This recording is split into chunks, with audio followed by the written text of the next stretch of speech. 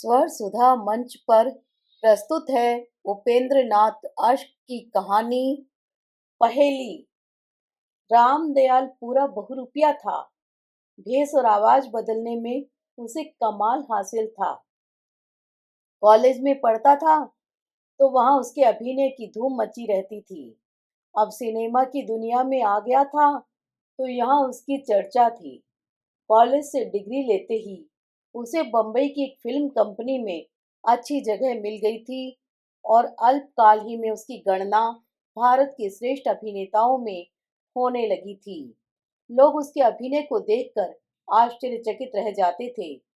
उसके पास प्रतिभा थी, कला थी और ख्याति के उच्च शिखर पर पहुंचने की महत्वाकांक्षा। इसलिए जिस पात्र की भूमिका में काम करता, बहुरूप और अभिनय में वह बात पैदा कर देता था कि दर्शक अनायास ही वाह वाह कर उठते और फिर हफ्तों उसकी कला की चर्चा लोगों में चला करती। 2 महीने हुए उसकी शादी हुई थी। बंबई की एक निकटवर्ती बस्ती में छोटी सी एक कोठी किराए पर लेकर वह रहने लगा था। कभी समय था कि वह निर्धन कहलाता था, परंतु अब तो वह धन संपत्ति में खेलता था। रुपए की उसे क्या परवाह थी।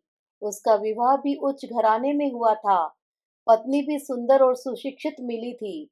जिस प्रकार बादल सूखी धरती पर अमृत की वर्षा करके उसे तृप्त कर देता है, उसी प्रकार निर्धनता से सूखे हुए रामदयाल के हृदय को विधाता ने वैभव की वर्षा से सींच दिया था। संध्या का समय था। साए बढ़ते बढ़ते किसी भयानक देव की भांति संसार पर छा गए थे। रामदयाल लाइब्रेरी में बैठा था। अभी तक कमरे में बिजली न जली थी और वह किवाड़ के समीप कुर्सी रखे एक लेख पढ़ने में निमग्न था। चपरासी ने बिजली का बटन दबाया। क्षण भर में रोशनी से कमरा जगमगा उठा। रामदयाल ने रुमाल से ऐनक को साफ किया और फिर लेख पर अपनी दृष्टि जमा दी। वह नवयुग का महिला अंक देख रहा था।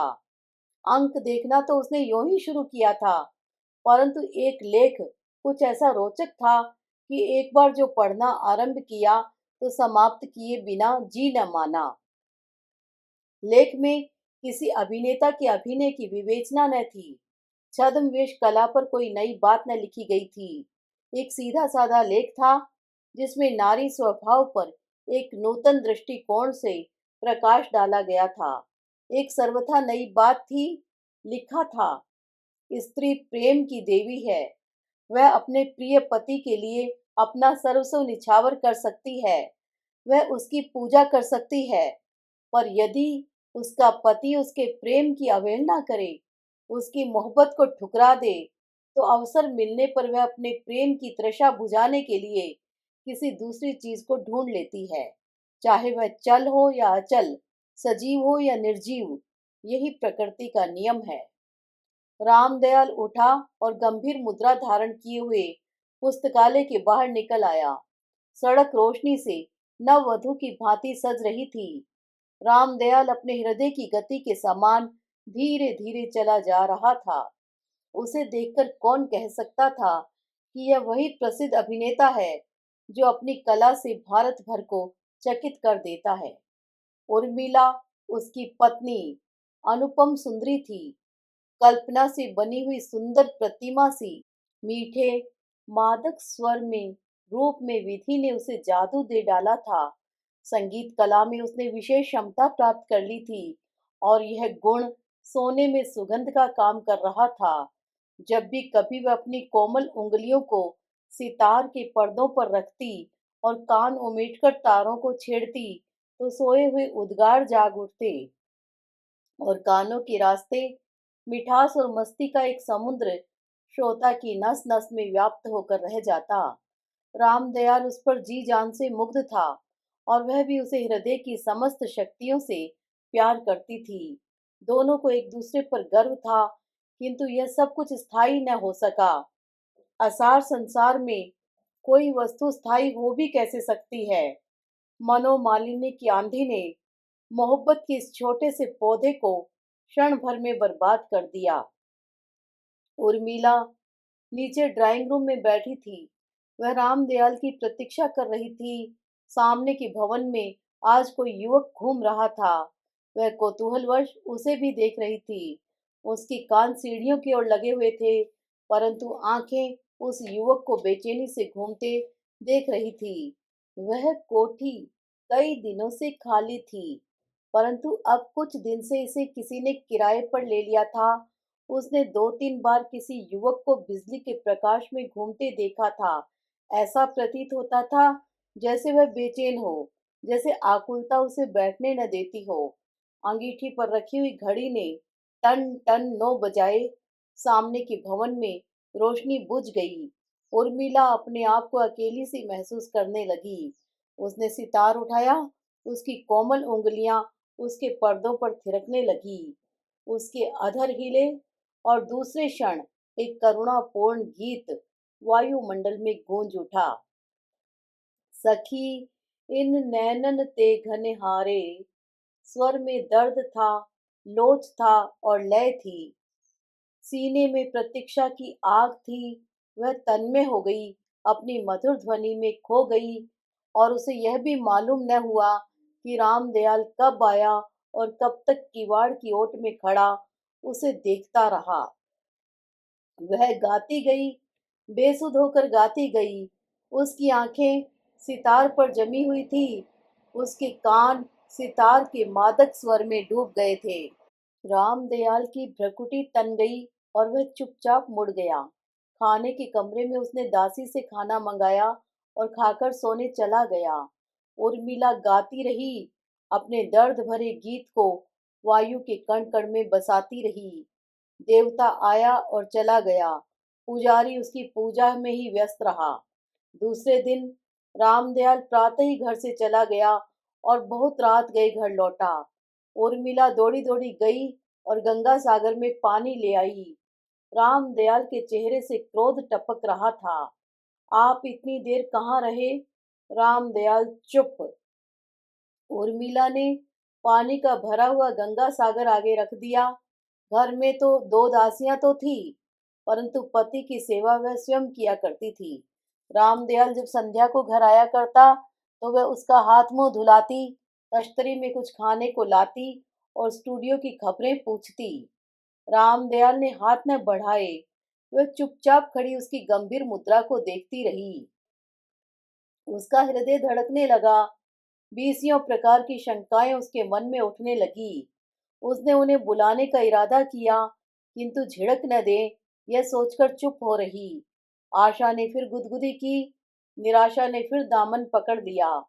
मनुष्य के हृदय में जब संदेह हो जाता है, तो निराशा हमदर्द की भांति समीप आ जाती है और आशा मरीचिका बनकर भाग जाती है। फिर भी उसने साहस करके पूछा, जी तो अच्छा है, चुप रहो। स्वामी, मैं कहता हूँ खामोश रहो। उर्मिला खड़ी की खड़ी रह गई। निराशा ने आशा को ठुकरा दिया और अब उसमें उठने का भी साहस न रहा। उसे कल की घटना याद हो आई, परंतु साधारण सी बात पर इतना क्रोध वह समझ न सकी। उन्हें तो इस बात पर प्रसन्न होना चाहिए था। नहीं, यह बात नहीं। उससे अवश्य कोई दूसरी अवज्ञा हो गई है। हो सकता है किसी से झगड़ पड़े हों अथवा कोई दूसरी घटना घटी हो। अशुभ की आशंका से उसका मन उद्विग्न हो उठा। उसके चरणों पर झुकते हुए उसने कहा, दासी से कोई अपराध हो गया हो तो क्षमा कर दें। रामदयाल ने पांव खींच लिए। उर्मिला मुंह के बल गिरी। वह सोने चला गया। उर्मिला बहुत देर तक उसी तरह बैठी रही और फिर लेटकर धरती में मुंह छिपाकर आंसू बहाने लगी। उसे विश्वास न होता था कि उसके पति ने इतनी सी बात पर उसे नजरों से गिरा दिया है। रामदयाल के प्रति उसके मन में कई प्रकार के विचार उठने लगे। उसने उन्हें आज तक शिकायत का मौका न दिया था। उसने उनकी साधारण सी बात को भी सिर आंखों पर लिया था। फिर यह निरादर क्यों? उसे शंका होने लगी, कोई अभिनेत्री उनके जीवन वृक्ष को विष से सींच रही है। किंतु दूसरे क्षण अपने इन विचारों पर उसे घृणा हो आई। ग्लानि से उसका सिर झुक गया। रामदयाल चाहे किसी के मोह में फंस जाए, परंतु उर्मिला के लिए ऐसा सोचना भी पाप है। तो फिर वह अपने पति से इस अन्य मनस्कता का कारण ही क्यों न पूछ ले? क्या उसे इस बात का अधिकार नहीं? वह सधर्मिणी नहीं क्या? अर्धांगिनी नहीं क्या? यह सोचकर वह उठी। उसके शरीर में स्फूर्ति का संचार हो आया। वह जाएगी, अपने पति से इस क्रोध का कारण पूछकर रहेगी और उस समय तक न छोड़ेगी जब तक वे उसे सब कुछ न बता दें, या अपनी भुजाओं में भींच कर यह न कह दें, मैं तो हंसी कर रहा था। उसके मुख पर दृढ़ संकल्प के चिन्ह प्रस्फुटित हो गए। वह उठी और धीरे धीरे रामदयाल के कमरे में दाखिल हुई। वह लेटा हुआ था। उसके चेहरे पर एक गंभीर मुस्कुराहट खेल रही थी। अव्यक्त वेदना की अथवा गुप्त उल्लास की, कौन जाने। उर्मिला के आते ही वह उठ बैठा। उसने कड़क कर कहा, मेरे कमरे से निकल जाओ, जाकर सो रहो, मुझे तंग मत करो। क्या अपराध? मैं कहता हूँ चली जाओ। उर्मिला खड़ी की खड़ी रह गई, जैसे किसी जादूगरनी ने उसके सिर पर जादू की छड़ी फेर दी हो। वह स्फूर्ति और संकल्प जो कुछ देर पहले उसके मन में पैदा हुए थे, सब हवा हो गए। इच्छा होने पर भी वह दोबारा न पूछ सकी। उदासी का कारण पूछना, उस अकारण क्रोध का गिला करना, अपने कसूर की माफी मांगना, सब कुछ भूल गई। कल्पनाओं के भव्य प्रासाद पल भर में धराशायी हो गए। वह चुपचाप वापस चली आई और सारी रात गीले बिस्तर पर सोए हुए मनुष्य की भांति करवटें बदलती रही। नींद न जाने कहाँ उड़ गई थी। समय के पंख लगाकर दिन उड़ते गए। रामदयाल अब घर में बहुत कम आता था। उर्मिला को सेवा के लिए दो दासियों में एक और की वृद्धि हो गई थी। वह उनसे तंग आ गई थी। वह सेवा की भूखी न थी, मोहब्बत की भूखी थी, और मोहब्बत के फूल से उसकी जीवन वाटिका सर्वथा शून्य थी। बरसात के बादल आकाश पर घिरे हुए थे। ठंडी हवा साकी की चाल चल रही थी। बाहर किसी जगह पपीहा रह रह कूक उठता था। वायु का एक झोंका अंदर आया। उर्मिला के हृदय में उल्लास के बदले अवसाद की एक और लहर दौड़ गई। हृदय की गहराइयों से एक लंबी सांस निकल गई। उसने सितार उठाया और विरह का एक गीत गाने लगी। उसकी आवाज में दर्द था, गम था और जलन थी। वायुमंडल उसके गीत से झंकृत होकर रह गया। अपने गीत की तन्मयता में वह बाह्य संसार को भूल गई। रात की नीरवता में उसका गीत वायु के कण कण में बस गया। सहसा सामने के भवन से जैसे किसी ने सितार की आवाज के उत्तर में गाना आरंभ किया। पिया बिन चैन कहाँ, मन को राग क्या था। किसी ने उर्मिला का दिल चीरकर सामने रख दिया था। वह अपना गाना भूल गई और तन्मय होकर सुनने लगी। क्या आवाज थी, कैसा जादू था। रूह खींची चली जाती थी। 1 महीने से वहाँ कोई सितार बजाया करता था, किंतु उर्मिला ने कभी उस ओर ध्यान न दिया था। आज न जाने क्यों उसका हृदय अनायास ही गीत की ओर आकर्षित हुआ जा रहा था। इच्छा हुई खिड़की में जाकर बैठ जाए, परंतु फिर झिझक गई, उसी तरह जैसे नया चोर चोरी करने से पहले हिचकिचाता है। वह खिड़की से झांकने के लिए उठी। उसे अपने पति का ध्यान आया। वह फिर बैठ गई। उसने सितार को उठाया, फिर रख दिया कि गाने वाला यह न समझ ले कि उसके गीत का उत्तर दिया जा रहा है। उठकर उसने एक पुस्तक ले ली और पढ़ना आरंभ कर दिया, परंतु पढ़ने में उसका जी न लगा। उसे हर पंक्ति में यही अक्षर लिखे हुए दिखाई दिए, पिया बिन चैन कहाँ। मन को उठकर उसने पुस्तक को फेंक दिया और आराम कुर्सी पर लेट गई। गाने वाला अब भी गा रहा था और गीत उसकी एक एक नस में बसा जा रहा था। विवश होकर वह उठी। उसने सितार को उठाया। तारों में झनकार पैदा हुई। तारों पर उंगलियां थिरकने लगी और वह धीरे धीरे गाने लगी। शनै शनै उसका स्वर ऊंचा होता गया, यहाँ तक कि वह बेसुध होकर पूरी आवाज से गा उठी। पिया बिन चैन कहाँ मन को, गीत समाप्त हो गया। वायुमंडल के कण कण पर छाया हुआ जादू टूट गया। वह जल्दी से उठकर खिड़की में चली गई। उसने देखा, युवक सितार पर हाथ रखे उसका गाना सुन रहा है। उसके शरीर में सनसनी दौड़ गई, विजय की सनसनी। उस समय वह रामदयाल, उसकी मोहब्बत, उसकी जुदाई, सब कुछ भूल गई। उसके हृदय में, उसके मस्तिष्क में केवल एक ही विचार बस गया, उसने दूसरे रागी को मात कर दिया है। इसके बाद प्रतिदिन दोनों ओर से गीत उठते और वायुमंडल में बिखर जाते। दो दुखी आत्माएं संगीत द्वारा एक दूसरे से सहानुभूति प्रकट करती, दिल के दर्द गीतों की जबान से एक दूसरे को सुनाए जाते। एक महीना और बीत चला। कंपनी एक नई फिल्म तैयार कर रही थी और इन दिनों रामदयाल को रात में भी वहीं काम करना पड़ता था। कई रातें वह कंपनी के स्टूडियो में ही बिता देता। इतने दिनों में वह केवल एक बार घर आया था। उर्मिला का दिल धड़क उठा था। पहली धड़कन और इस धड़कन में कितना अंतर था। पहले वह इस डर से कांप उठती थी कि रामदयाल कहीं उससे रुष्ट न हो जाए। अब वह इस भय से मरी जाती थी कि कहीं उसके दिल की बात न जान ले, कहीं वह रात भर रहकर उनके प्रेम संगीत में बाधा न डाल दे। अक्टूबर का अंतिम सप्ताह था। रामदयाल घर आया। उर्मिला उसके मुख की ओर देख भी न सकी, उसके सामने भी न हो सकी। रामदयाल ने उसे बुलाया भी नहीं।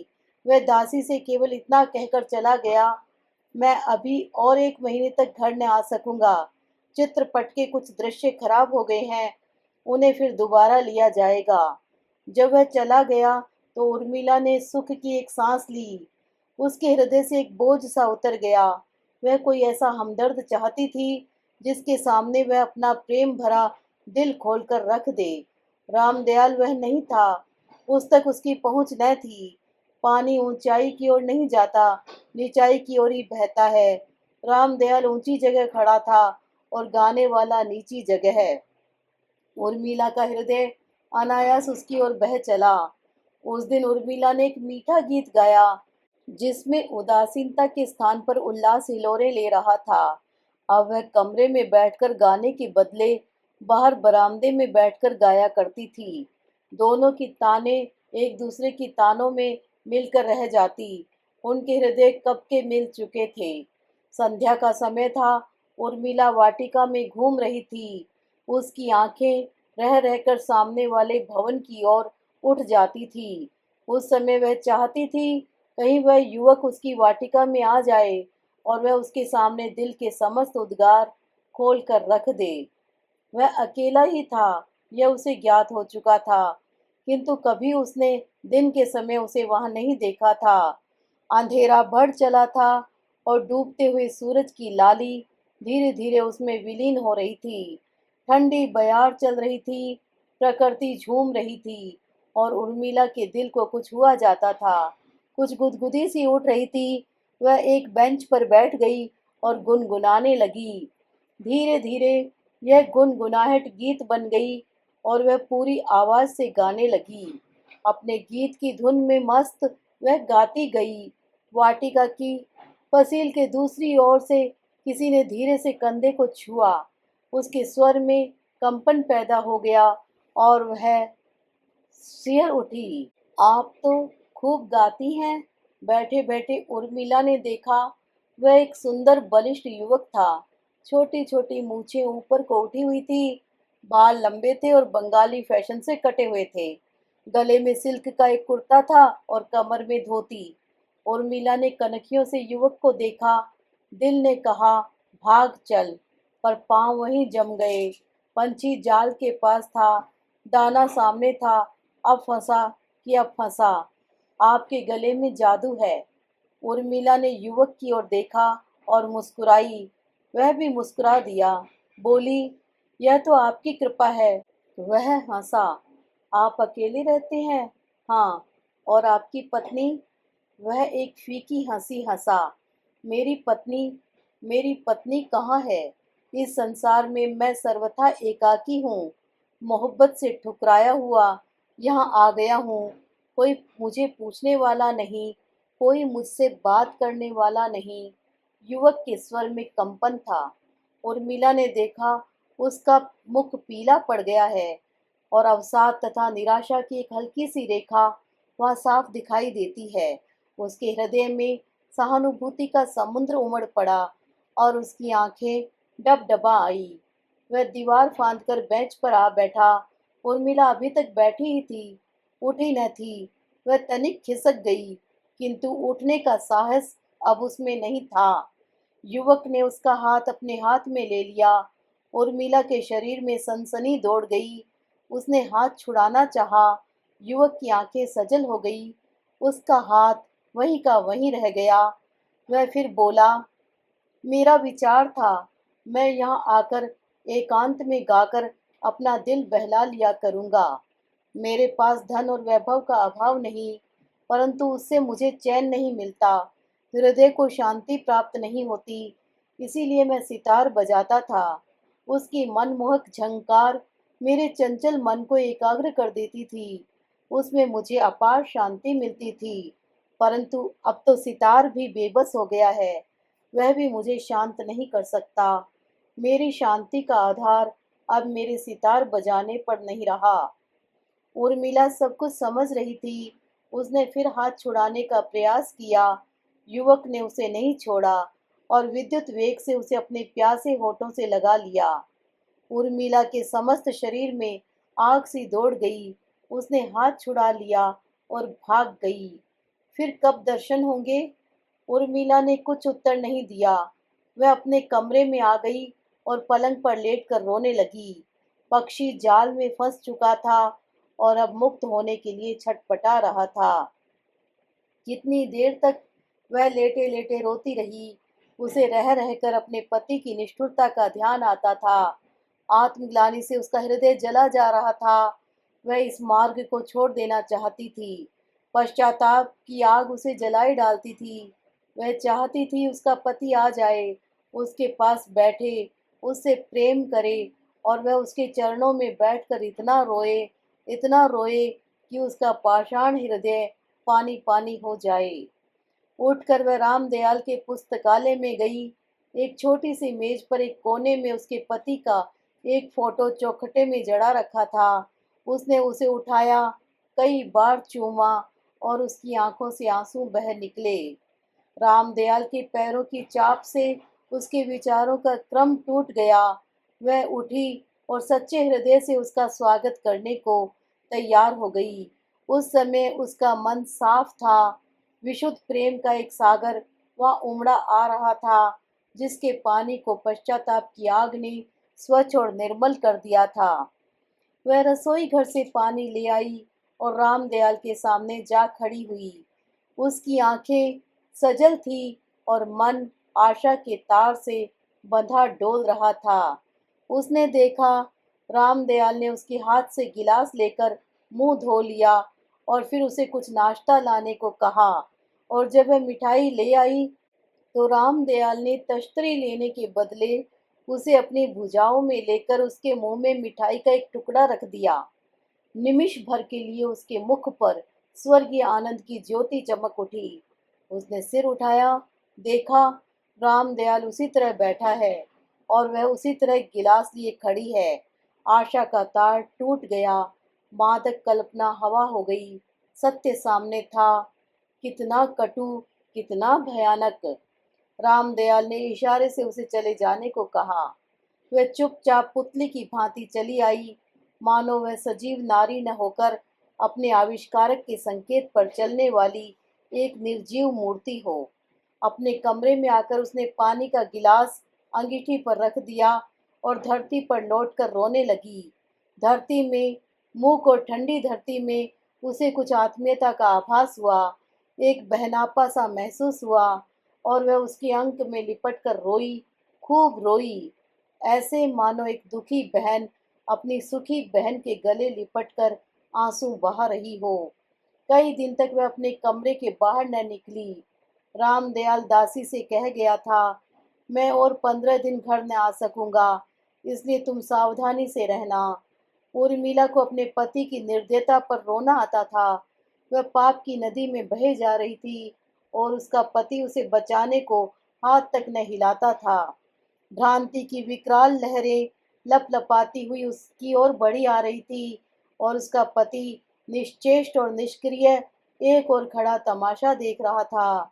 साथ के भवन से बराबर गीत उठते थे।